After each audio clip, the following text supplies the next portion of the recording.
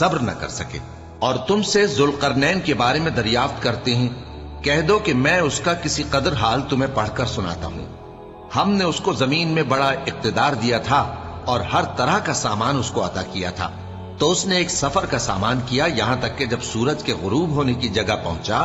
تو اسے ایسا پایا کہ ایک کیچڑ والے چشمے میں ڈوب رہا ہے، اور اس چشمے کے پاس ایک قوم دیکھی۔ ہم نے کہا ذوالقرنین،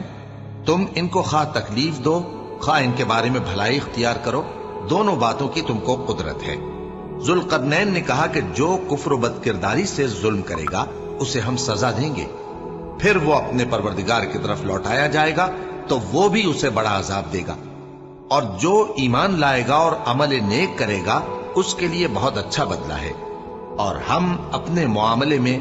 اس سے نرم بات کہیں گے۔ پھر اس نے ایک اور سامان سفر کیا، یہاں تک کہ سورج کے طلوع ہونے کے مقام پر پہنچا تو دیکھا کہ وہ ایسے لوگوں پر طلوع ہوتا ہے جن کے لیے ہم نے دھوپ سے بچاؤ کی کوئی اوٹ نہیں بنائی تھی۔ حقیقت یوں ہی تھی، اور جو کچھ اس کے پاس تھا ہم کو سب کی خبر تھی۔ پھر اس نے ایک اور سفر کا سامان کیا، یہاں تک کہ دو اونچے سیدھے پہاڑوں کے درمیان پہنچا تو دیکھا کہ ان کے اس طرف کچھ لوگ ہیں کہ بات کو سمجھ نہیں سکتے۔ ان لوگوں نے کہا کہ اے ذوالقرنین، یاجوج اور ماجوج اس علاقے میں فساد کرتے رہتے ہیں، بھلا ہم آپ کے لیے خرچ کا انتظام کر دیں کہ آپ ہمارے اور ان کے درمیان ایک دیوار کھینچ دیں۔ ذوالقرنین نے کہا کہ خرچ کا جو مقدور اللہ نے مجھے بخشا ہے وہ بہت اچھا ہے، تم مجھے قوت بازو سے مدد دو، میں تمہارے اور ان کے درمیان ایک مضبوط رکاوٹ بنا دوں گا۔ تم لوہے کے بڑے بڑے تختے میرے پاس لاؤ۔ چنانچہ کام جاری کر دیا گیا، یہاں تک کہ جب اس نے دونوں پہاڑوں کے درمیان کا حصہ برابر کر دیا اور کہا کہ اب اسے دھوکو، یہاں تک کہ جب اس کو دھونک دھونک کر آگ کر دیا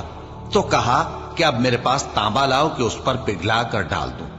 پھر ان میں یہ قدرت نہ رہی کہ اس پر چڑھ سکیں، اور نہ یہ طاقت رہی کہ اس میں نقب لگا سکیں۔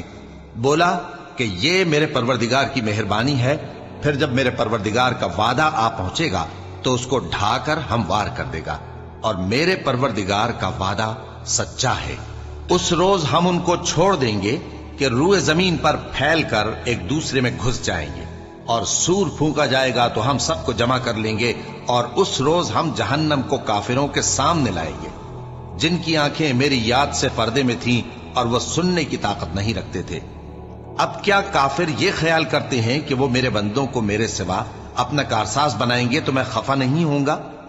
ہم نے ایسے کافروں کے لیے جہنم کی مہمانی تیار کر رکھی ہے۔ کہہ دو کہ ہم تمہیں ایسے لوگ بتائیں جو اعمال کے لحاظ سے بڑے نقصان میں ہیں۔ یہ وہ لوگ ہیں جن کی دوڑ دھوپ دنیا کی زندگی میں برباد ہو گئی، اور وہ یہ سمجھے ہوئے ہیں کہ وہ اچھے کام کر رہے ہیں۔ یہ وہ لوگ ہیں جنہوں نے اپنے پروردگار کی آیتوں کو نہ مانا اور اس کے سامنے جانے سے انکار کیا، تو ان کے اعمال ضائع ہو گئے، سو ہم قیامت کے دن ان کے لیے کچھ بھی وزن قائم نہیں کریں گے۔ یہ ان کی سزا ہے، یعنی جہنم، اس لیے کہ انہوں نے کفر کیا اور ہماری آیتوں اور ہمارے پیغمبروں کی ہنسی اڑائی۔ جو لوگ ایمان لائے اور عمل نیک کیے ان کے لیے بہشت کے باغ بطور مہمانی ہوں گے، ہمیشہ ان میں رہیں گے اور وہاں سے مکان بدلنا نہ چاہیں گے۔ کہہ دو کہ اگر سمندر میرے پروردگار کی باتوں کے لکھنے کے لیے روشنائی ہو تو قبل اس کے کہ میرے پروردگار کی باتیں تمام ہوں سمندر ختم ہو جائے، اگرچہ ہم ویسا ہی اور اس کی مدد کو لائیں۔ کہہ دو کہ میں تمہاری طرح کا ایک بشر ہوں،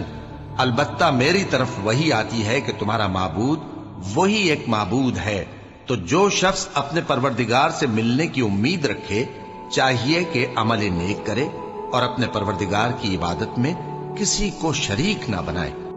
شروع اللہ کا نام لے کر جو بڑا مہربان نہایت رحم والا ہے۔ کاف